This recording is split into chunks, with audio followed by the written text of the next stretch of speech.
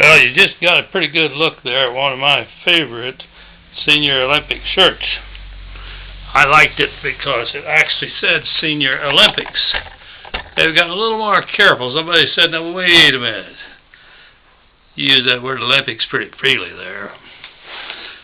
But some of the shirts over the years, I've been at this at least 15 years, have said Senior Olympics. A lot of them, like this year, say Senior Games. Anyway, back to jump school, 1946. Late summer, early fall.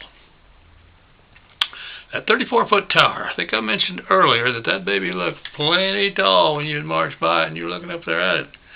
And then when we got to the stage that we started using it, it looked a lot further from up there down.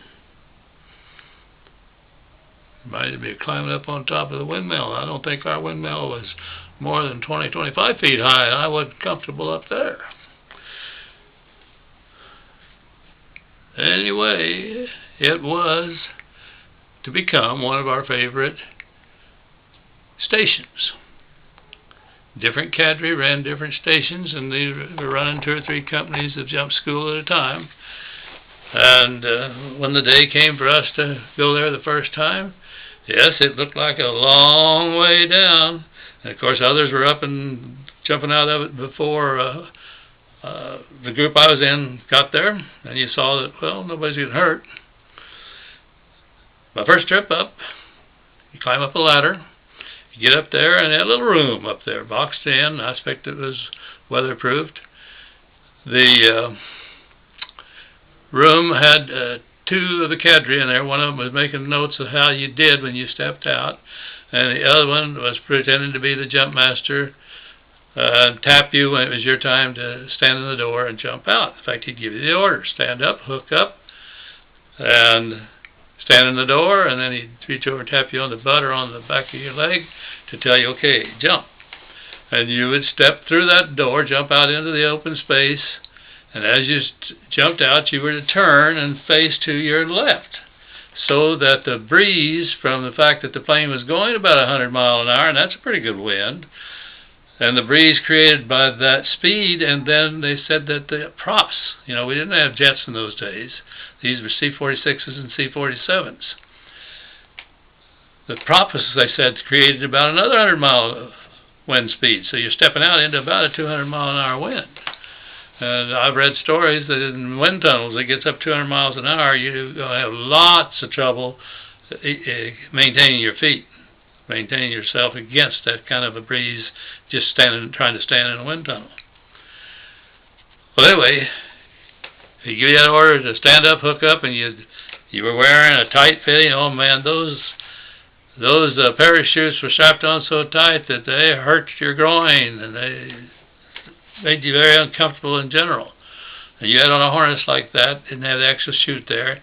You had the static line. You stand up, hook up, stand in the door. He'd tap you and step out, do that turn, and then you fell.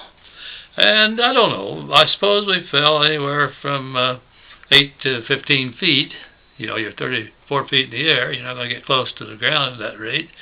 And you'd jerk. You'd come to the end of the little static line they'd given you, and that was to simulate, of course, that you're out there and that they jerked the cover off of your static lines, jerked the cover off of your parachute backpack, and your parachutes opened up and out behind you.